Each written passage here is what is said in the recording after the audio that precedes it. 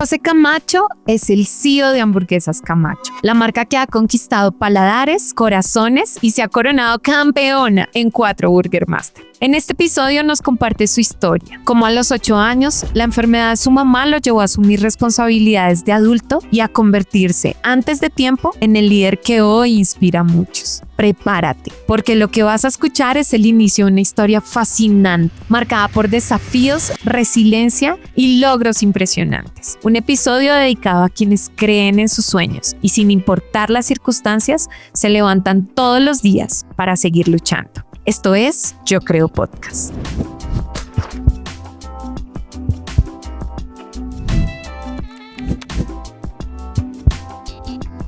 José, bienvenido a Yo Creo. Estamos demasiado felices de tenerte en casa. Muchas gracias, André. De verdad un placer estar aquí con ustedes hoy y ser invitado. Muy feliz, de verdad. Qué rico. Bueno, cuando nosotros vemos la prensa, vemos las noticias, vemos un hombre que ha alcanzado el éxito bastante joven. Un hombre que sus resultados hablan por él. Y todo el mundo dice, y los jóvenes emprendedores dicen, ¿cómo la ha logrado este man? ¿En dónde estudió? ¿Qué hizo? ¿Cómo aprendió? Cuéntanos un poco de dónde nace todo tu proyecto, de dónde nace esta decisión de ser empresario, porque ya no eres un emprendedor. Sí, bueno, André, y a todos nuestros televidentes, seguidores, mi nombre es José Camacho y lo que todo el mundo conoce es Camachos, la hamburguesería. Los Burger Master y las filas interminables y todo el carnaval y toda la locura que se arma.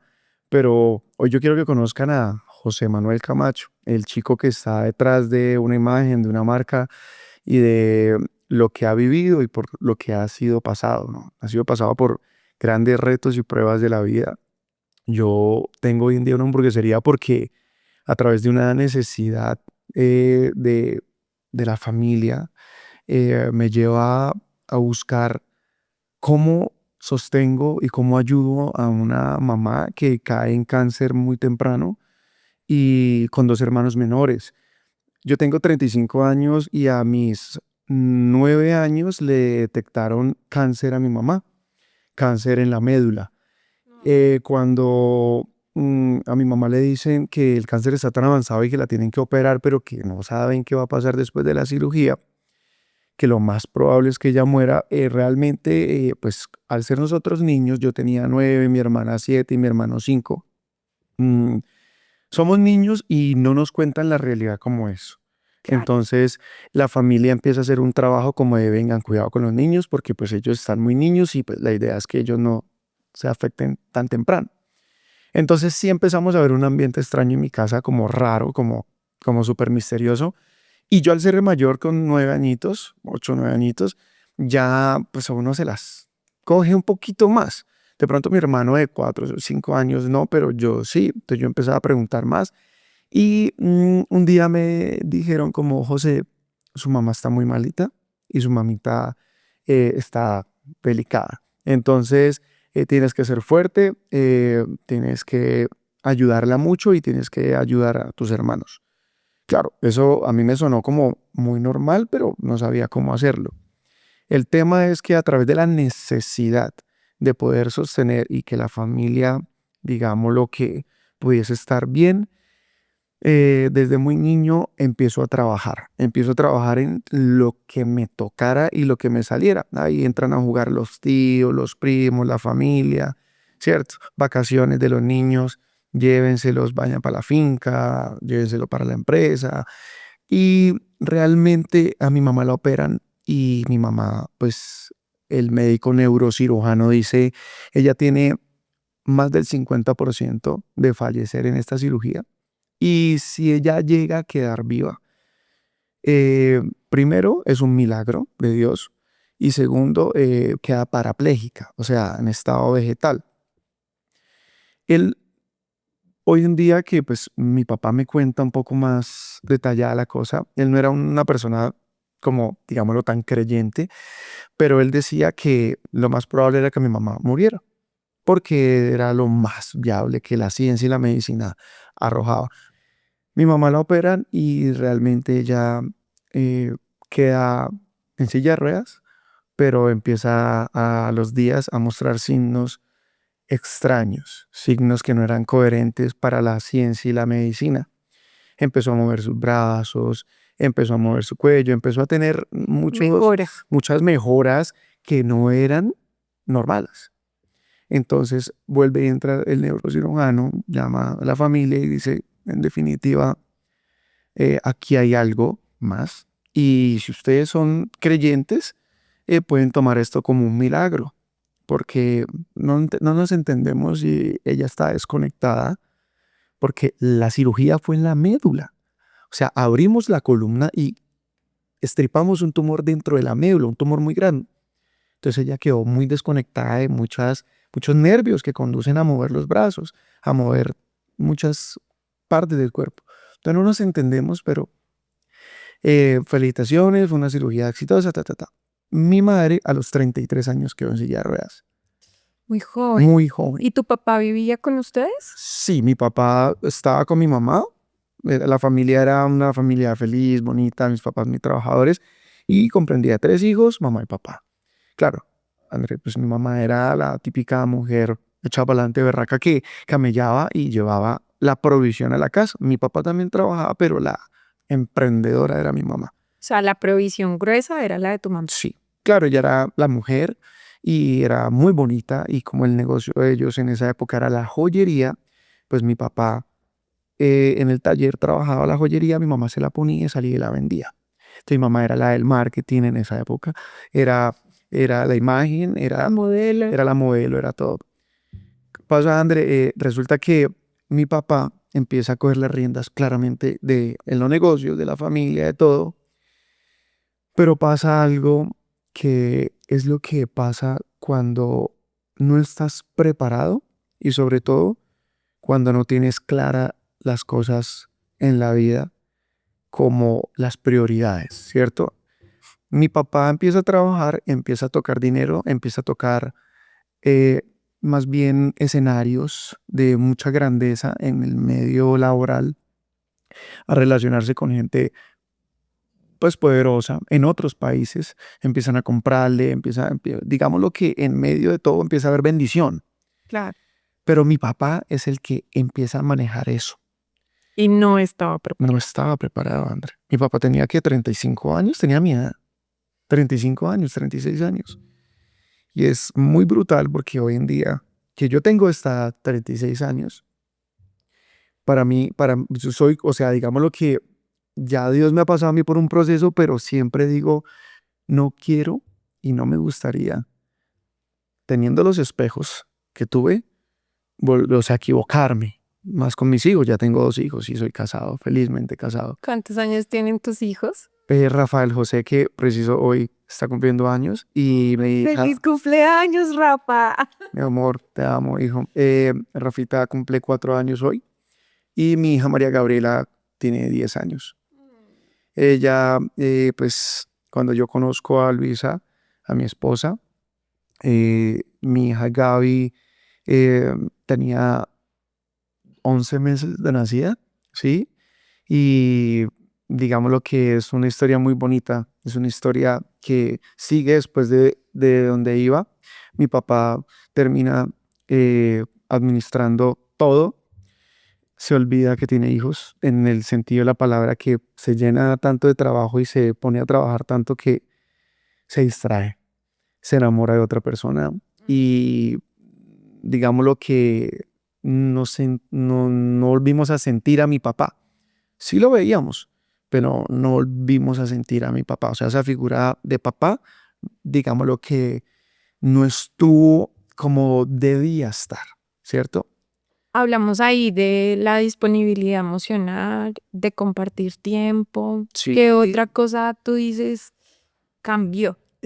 Bueno, más allá de no verlo en la casa, ¿sí? Sí. Era eso de lo que tuve en el colegio, pues veías como el papá llegaba, recogía a los niños, se los llevaba el fin de semana, compartían un domingo, no sé, tal vez un helado, tal vez un paseo, Mi mamá queda en silla de ruedas, empieza a usar pañales, empieza a hacer perdón, empieza a depender de todos para simplemente tomarse un vaso de agua, cambiar el pañal, poner la sonda, la limpieza de las llaguitas, todo lo que empieza a emprender, la medicina, las terapias.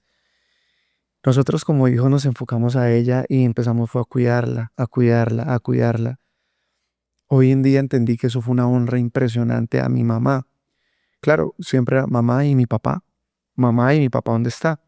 Y mi mamá en su amor, él está trabajando, hijos, él está trabajando, él está tocando muy duro. Un día nos enteramos y, bueno, nos enteramos que mi papá estaba en otro país preso. Y nosotros, que claro, no lo veíamos hace mucho tiempo y ¿qué pasó con mi papá? ¿Por qué preso? ¿Mi papá qué está? No, resulta que él no estaba nada malo, simplemente como él se movía en un mundo de la joyería, del oro, en el país donde estaba llevando su oro, que es un país, pues, que todos conocemos que a veces es un poco complicado ese tema de la seguridad de Venezuela.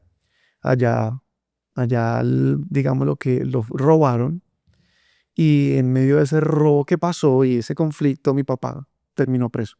Entonces, fueron varios años en donde no volvimos a ver a mi papá y mi mamá empieza a, empieza a ser visitada en la casa por muchas personas llevándole palabra, llevándole esperanza, llevándole sanidad.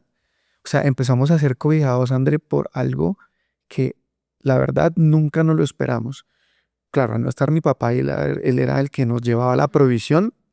Nosotros ser niños, empezaron a llegar mercados, nos dejaban mercados en la puerta, empezaron a pasar personas que, disculpen, podemos orar por ustedes y nosotros, tan raro, o sea, mi mamá sí, dile qué pasa, claro, mi mamá volvió a la sala de la casa un cuarto grande para recibir la gente. Empezaron a visitarnos familiares, empezaron a visitarnos pastores, empezaron a visitar muchas personas que querían que nosotros sintiéramos un, un amor diferente, a pesar de la situación en la que estábamos pasando. Claro, 3 niños al lado de una mamita, en una cama, que todo el mundo se preguntaron, ¿ustedes ya comieron? ¿Ustedes cómo están yendo al colegio? ¿Ustedes cómo están viviendo? Entonces, ¿cómo están pagando el arriendo? O sea, ¿cómo están lo que tiene la vida? Entonces mi mamá decía que Dios era el que se estaba encargando de todo. Cool. Mi mamá empezó a enamorarse de una manera tan impactante de Dios que en ese momento no lo entendimos. Lo entendimos ya después cuando cumplimos una mayoría de edad. Mi mamá dejó de vivir para ella, en ella, y empezó a vivir en otro plano. Te lo aseguro, André. Esa mujer, los dolores del cáncer, los dolores de las llagas, los dolores de estar en la misma posición 2, 3, 4, 5, 6 años, duró 19 años así. Como una persona que está acostumbrada a vivir su día a día, de valerse por sí misma, de tener su día normal, su vida normal, no se enloquece y no entra en colapso, ya sea depresión, ansiedad. Y sin apoyo psicológico, me Sí, nada, no teníamos ni para no comer. había, claro. Entonces ella empiezan a visitarle a unas amigas y empiezan a leer la palabra, empiezan a orar en la casa todos los días, todos los días. Nosotros pudimos ver mi mamá, cómo la cara de mi mamá cambia, cómo el semblante de mi mamá cambia, cómo mi mamá es otra persona, cómo empieza a criarnos, sobre todo cómo empieza a enseñarnos a vivir. Hijos, acérquense, vengan, siéntense, vamos a hablar de esto, José, por favor no pelees con tu hermano, éramos niños. Eh, Hijos, por favor colabórenme con esto, hoy tú vas a hacer el almuerzo, hoy tú le vas a ayudar, tú cocinas, tú picas, así todo. O sea, mira, fue un proceso tan hermoso, pero que nosotros no entendíamos, éramos niños, pero fue espectacular porque todo eso ayudó y fue muy clave en la crianza de nosotros, para nosotros hoy en día entender la vida y entender el plan que tenía Dios y la vida con nosotros. José, en ese momento, ¿cambió algo en tu mente sobre lo que creías de la vida al ver esa educación, ese renacer en casa en medio de las dificultades? ¿Empezó a cambiar algo en tu mente o dentro de ti? Yo creo que, que al ser el mayor de mi casa y al recibir sin, como dice el dicho, tan crudo y sin la anestesia del asunto, todo sí cambió en mi vida algo y fue que la rebeldía empezó a tomar lugar.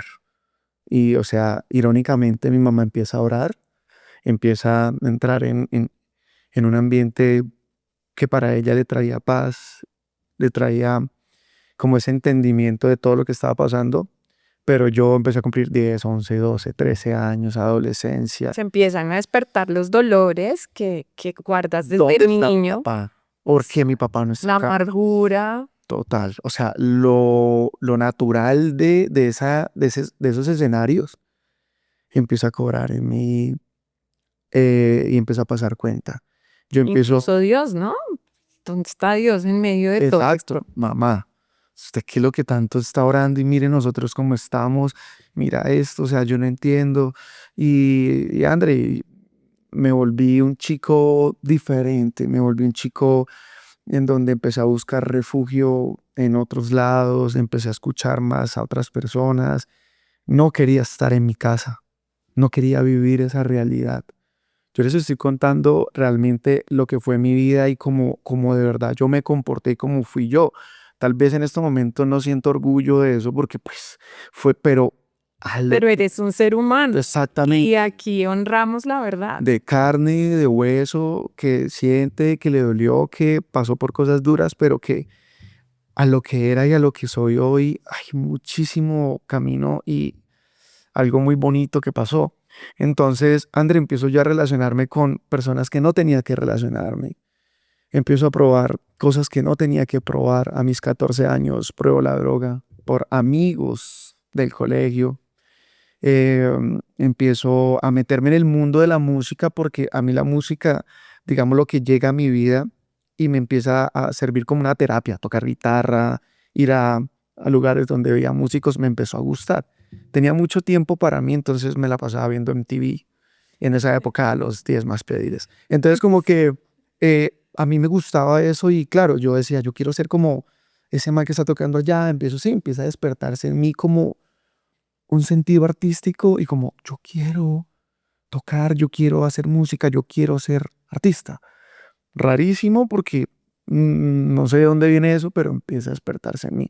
Empiezo a buscar la música, la empiezo a buscar, a ir a almacenes de música, a quedarme por horas parado viendo guitarras, baterías, cómo logro tener una de esas.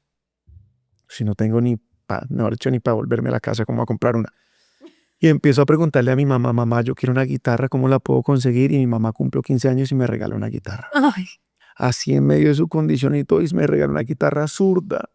Ella no sabía, y claro, cuando me la entregan, yo, ¿y esto cómo me toca? Yo no entendía. Fue la burla de la familia, pues mi hijo. Entonces sacó un tío, ¿y usted qué necesita para conectar a la guitarra eléctrica una planta? Y va y me sacó una planta, una map.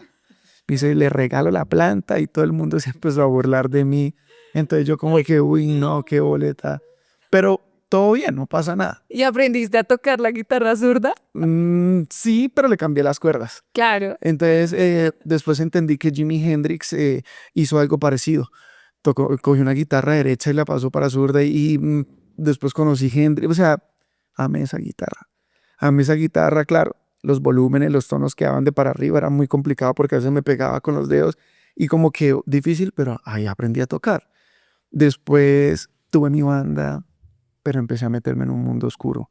¿Y la banda de qué género era? La banda era de punk.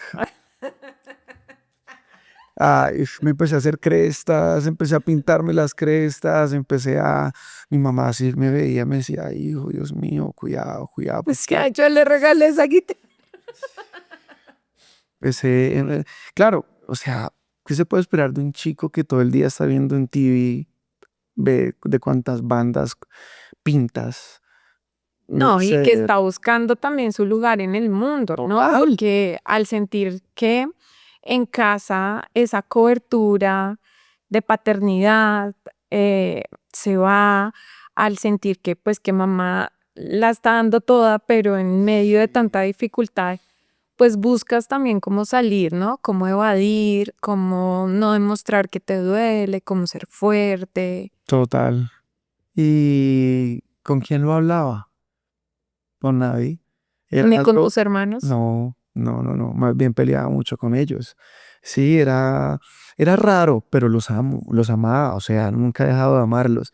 Solo que era una etapa muy dura en mi vida. Y empiezo también a hacer ejercicio. En el colegio empiezo a relacionarme con chicos que en los descansos habían barras, lo que uno llama barras, para hacer cristos, para hacer fondos, y empiezo a enamorarme también de eso. Empiezo a enamorarme de la terapia que se volvía para mí el sentirme cansado, pero el reto que era yo bajar y volver a subir. O sea, para mí los retos se estaban empezando a convertir en algo en mi vida que me generaba una adrenalina diferente. O sea, no sé tocar guitarra, pero yo voy a aprender. ¿Cómo? Viendo. Entonces yo ponía pausa, ponía y así. O sea, muy Hasta que lo empírico lograbas. hasta que lo lograba. Haciendo ejercicio no era capaz y yo hasta que me hernié todo, pero fui capaz. Claro, 15 años, 18, yo ya empecé a tener un cuerpo que obviamente era un cuerpo, no era un cuerpo, sí, totalmente diferente al de los de mi edad. Entonces empezaron a decirme, ¿usted por qué no modela? ¿Usted por qué es? Y empecé a entrar en el mundo del modelaje. Otro mundo raro. Me vine para Bogotá. Dije, no, A lo buscar tu mío no sueño. está en Bucaramanga, yo estoy ya caucho. Me voy para Bogotá. Mi mamá, mi hijo, usted, de por Dios, ¿a dónde se va a ir a Bogotá? ¿Usted a dónde va a llegar? Mi mamá, no importa, yo allá miro. O sea, m- mi mente era así, era un loco que no veía las consecuencias jamás, sino era yo soy capaz y yo. Uy, Bueno, además, el yo soy capaz también es un yo tengo que poder, ¿no? exacto, O sea, es un no tengo otra opción. Y en el cuerpo también, de alguna manera, empiezas a buscar suplir con esa adrenalina, con la satisfacción de las drogas, con la satisfacción del ejercicio, los vacíos del alma, ¿no? exacto. Uno empieza a tratar de llenar vacíos, pero uno en ese momento no lo entiende o no sabe qué se llama No, esto. tú crees que vas por el mejor camino, porque estás buscando cambiar tu realidad. Vale, Ese es tu sueño. Total. llegué a Bogotá con una maleta y una guitarra. Me bajé en la norte y ahora ¿para dónde cojo? Ese día me tocó dormir en un parque, decir al celador de un conjunto que me echara ojo, que por favor no dejaran que me robaran la guitarra.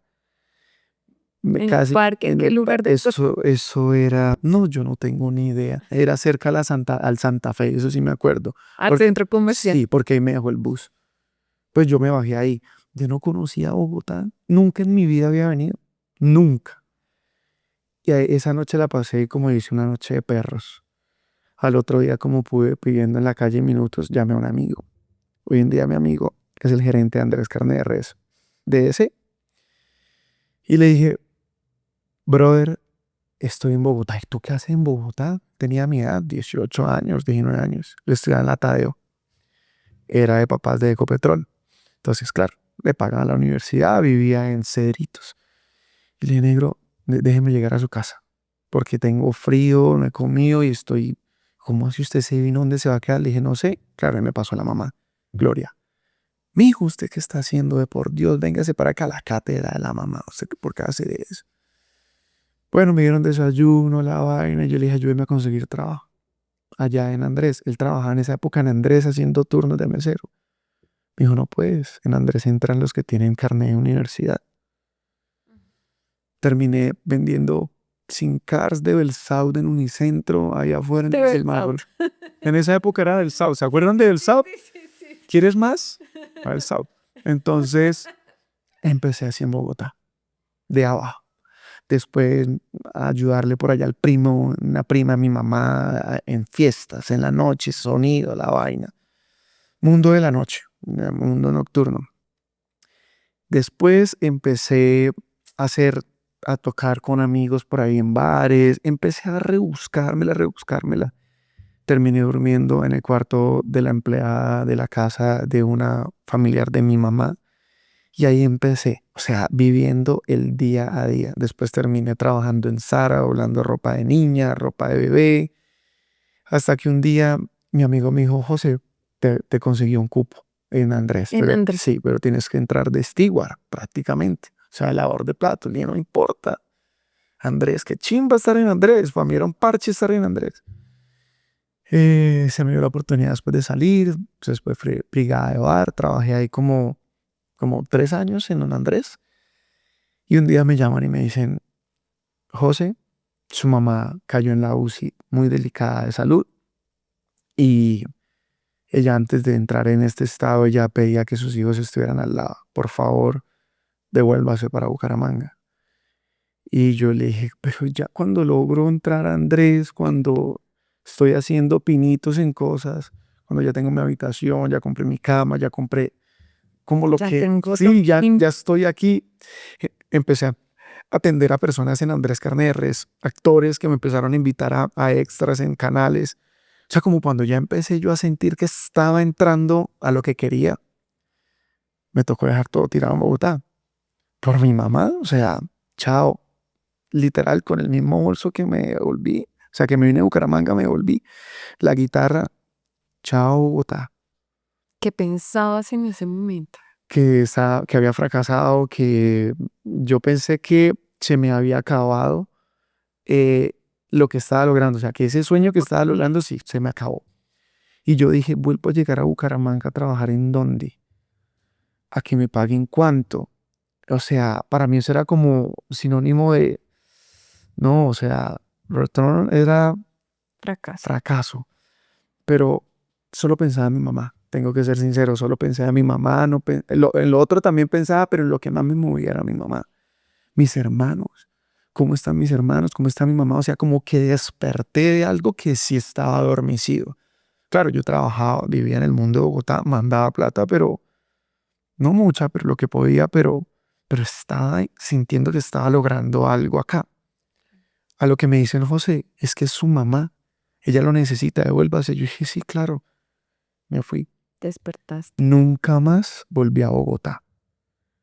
O sea, llegué a Bucaramanga a, a trabajar con mi familia, que no era deshonra, por supuesto, era a trabajar con mis tíos en el sector de maquinaria pesada, a manejar montacarga en home center, a manejar pajarita, grúas, a ser aparejador de camiones, o sea, el sector de maquinaria pesada.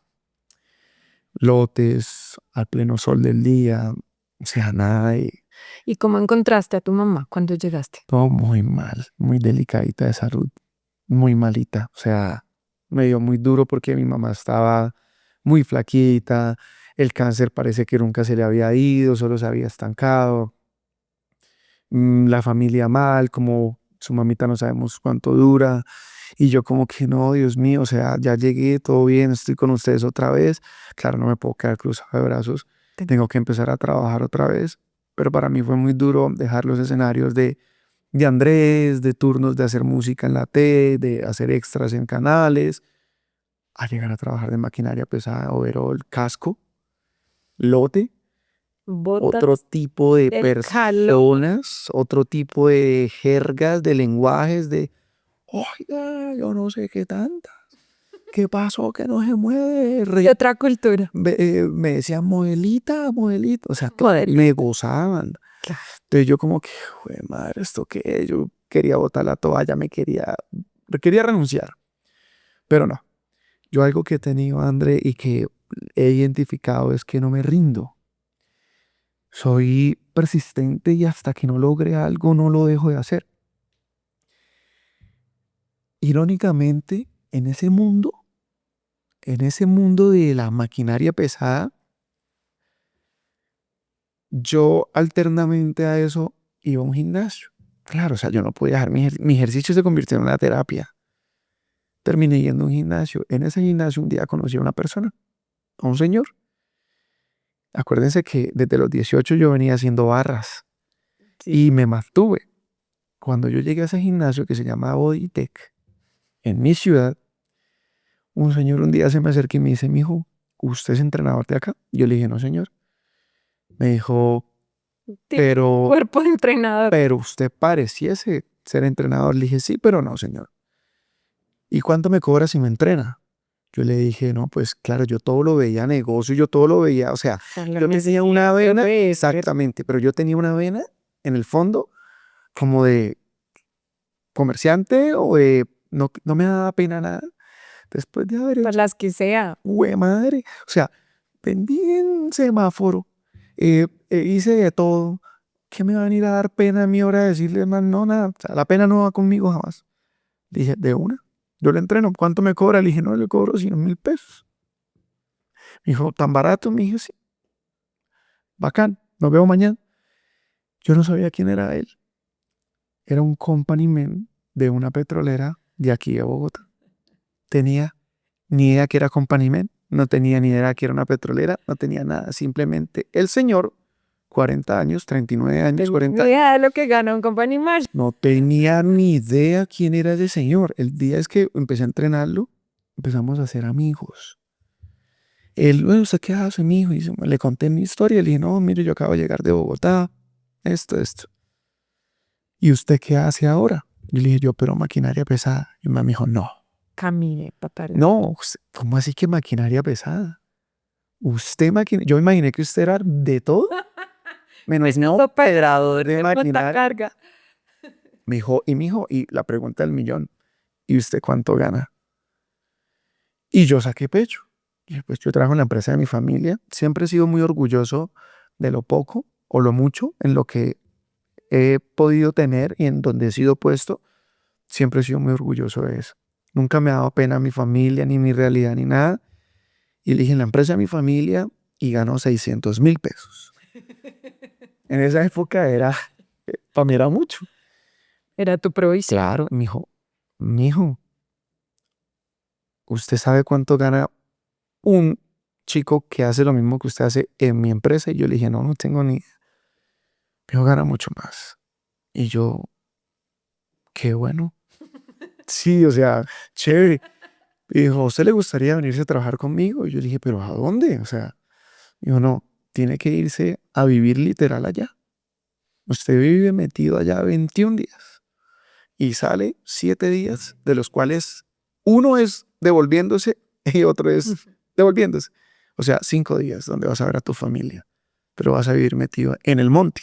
Y yo, ¿y cuánto gana? Me dijo, ganan 5 millones de pesos un muchacho que hace tu trabajo. Y yo dije, sí, bien, yo me voy. ¿Dónde firmo? ¿Dónde firmo? ¿Cómo hago? ¿Qué hay que hacer? Yo tienes que ser certificado como operador de tu certificado. ¿Cómo así? ¿Eso dónde lo dan? ¿Qué tengo que hacer? Claro, ya había pasado un tiempo en donde él, 4 meses, me había analizado. El chino, el mal es que total, me dice, este pelado es cumplido, este pelado es apasionado, este pelado es serio, este pelado puede ser un buen elemento. Me dijo, renuncie a sus tíos, pero hágalo bien. Y dígale que usted se va a ir a trabajar en un sector serio para que su familia no se preocupe. Claro. Y yo le voy a regalar la certificación, váyase para Barranca, pregunte en tal lado, pam, y me trae el carnet. Y cuando trae el carnet, nos vemos en Bogotá, la 7ª con 70, está en un edificio altísimo. Yo, Bogotá, otra vez Bogotá. Yo dije, bueno, muy contento. Mi mamá salió de UCI, volvió a la casa, en cuidados, pero estaba ya en la casa. Mamá no imagina lo que me acaba de pasar. En el gimnasio conocí a un señor que me dijo que si me quería ir a trabajar con él, ay, mi hijo, tenga cuidado. Mi mamá, tenga cuidado, usted ya viene a Bogotá. Mi mamá ya sabía que yo fumaba marihuana. Ella ya sabía que yo ya había caído en la droga. Una mamá se la huele a leguas. Sí, una mamá. Sí. Yo lo disimulaba muy bien. Que gotas, que el perfume, que la vaina, que la gafa, que la actuación, ¿no? O sea, que va una mamá no la engaña. No. Jamás. Pero yo lo veía muy inocente. O sea, esto es mejor que un cigarrillo. El día que me confrontaba a mi mamá, yo decía, mamá, yo no hago eso, tranquila, ¿tú por qué dices eso? ¿Y la marihuana te ayudaba a escapar de la realidad o qué buscabas? A ver, Decir que me ayudaba es una gran mentira y es estar engañando a la gente. Porque las drogas jamás te van a ayudar a absolutamente nada, André. Creo que es la herramienta y la artimaña del enemigo más grave que hay para Pero robarse los planes de Dios. O sea, yo indudablemente estaba engañado, con un velo gigante y estaba en un mundo de mentiras, pero sí estaba buscando evadir mi realidad, por pero supuesto. tú creías que te ayudaba y tú Claro. creías que con la marihuana se olvida. Ah, creías que te volvías más fuerte. Para hacer ejercicio creía que me volvía más fuerte. Para comer creía que me sabía más rico la comida. No sé, o sea, yo me metí en una película que la marihuana era mi amiga. O sea, qué chimba, qué parche con ella, qué aburrido sin ella. ¿Sí me entiendes? Entonces, o sea, no siento orgullo de eso, pero fue parte del proceso. Después de que me voy a trabajar allá, empieza una rehabilitación sin buscarla, aislado 21 días. Si no podías Sin poder, ya a uno le hacían exámenes de todo, o sea, como que prueba de drogas. total, o sea, ni modo. Claro, yo sí me sentía raro porque ya eran varios años, desde los 14 ya tenía 20 consumiendo, o sea, dejarla, pero yo no sabía que eso se llamaba ansiedad. Otra amiga, bienvenida a la vida, la ansiedad, una cosa de locos.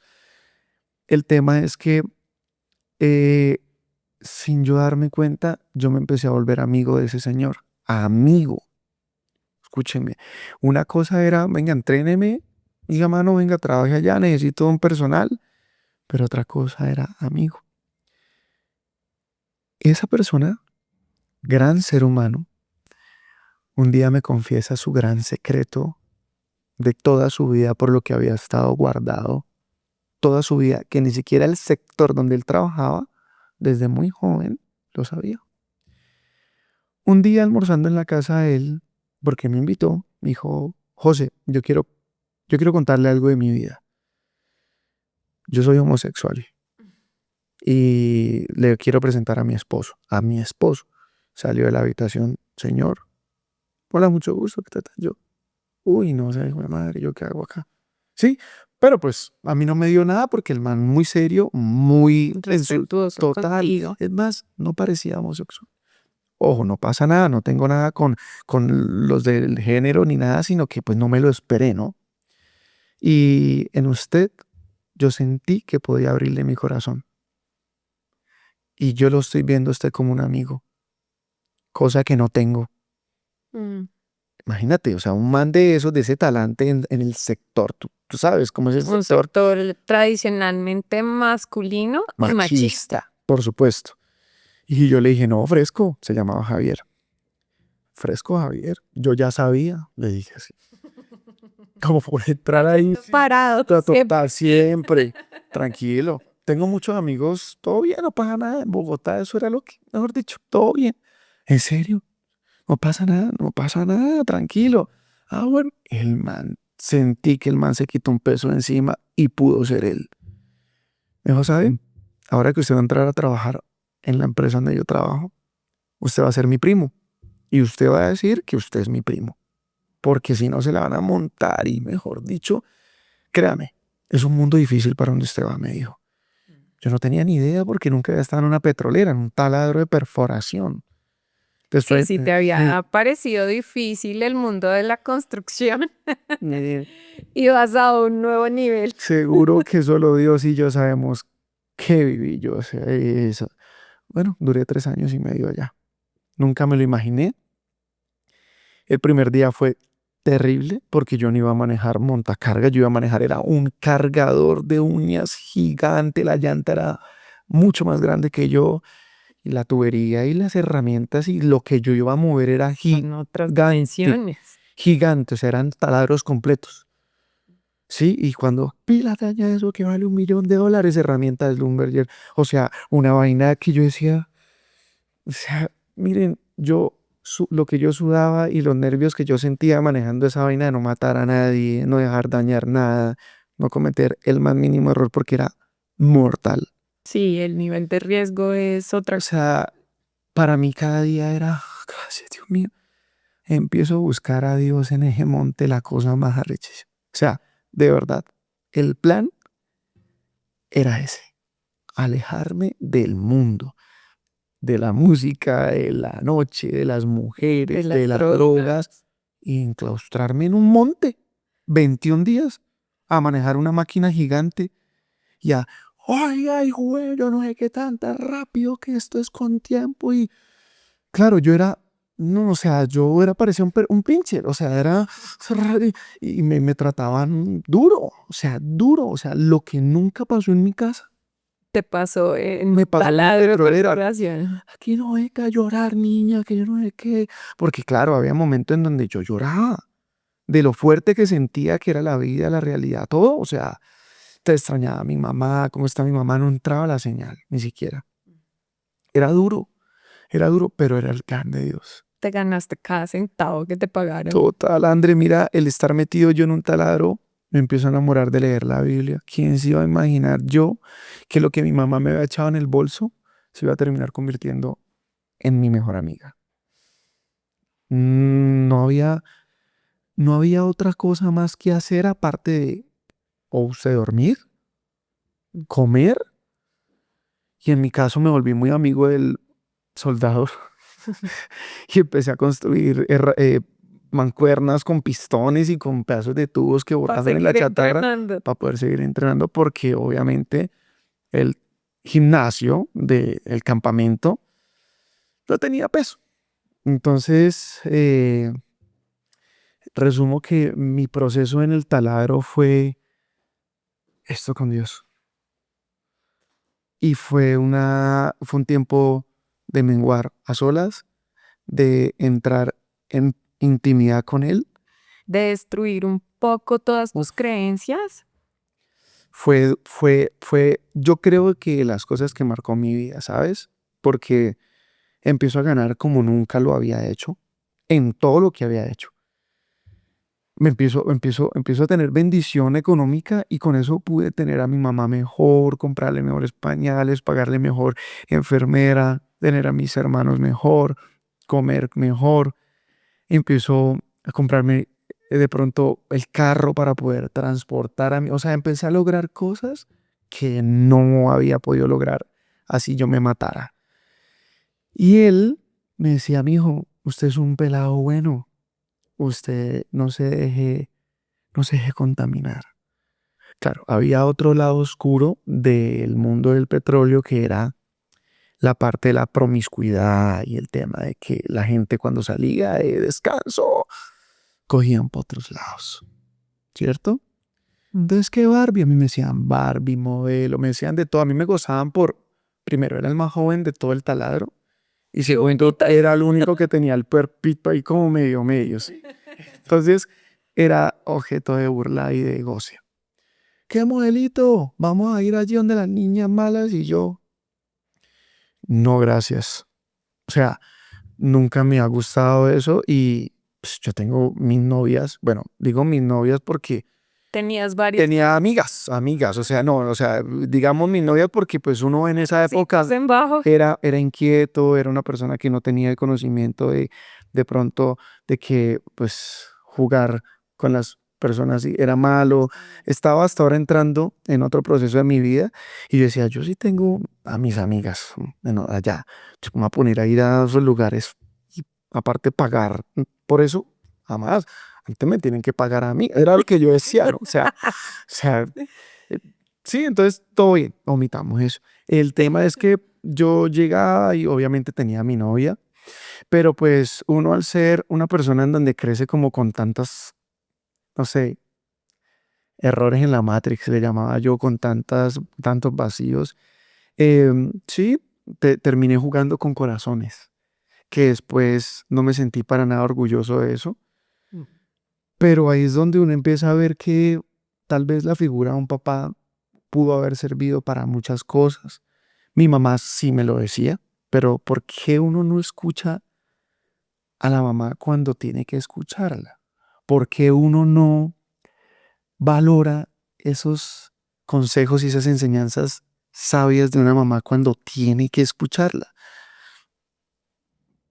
Sí. Esa rebeldía en la que entra todo joven, que es natural, que la gente dice, déjelo que viva, déjelo que se estrelle.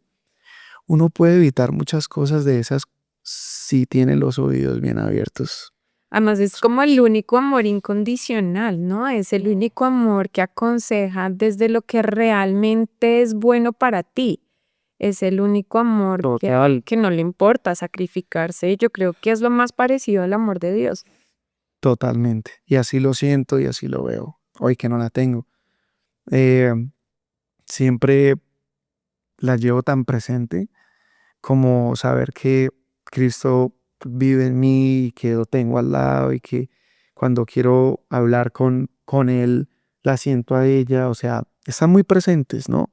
Así no los puedas tocar y no los puedas, están presentes. Ese legado de amor, de sabiduría. Cuéntame, regálame una de esas frases o esas creencias que sabes que hoy son parte de ti, que son raíces en tu vida y que te enseñó tu mamá. Mi mamá, de tantas cosas que esa mujer sabia y en medio de tanto amor, ella me enseñó eso. Hijo, eh, la herencia más grande que yo te puedo dejar es el temor a Dios, es el temor y el respeto a Dios. Y si en algún momento estás buscando tener un mejor amigo, a mí se me parte el corazón porque esto es algo que creo que es el secreto que tiene Camacho. O sea, ni siquiera es el secreto de la vida para muchos, pero para mí sí, porque ella me dijo, si quieres buscar un amigo, búscalo en Jesús. Y yo, pero ¿quién es Jesús? O sea, ¿Dónde lo hizo? Te está ¿O lo llamo? para ir a llamarse, man.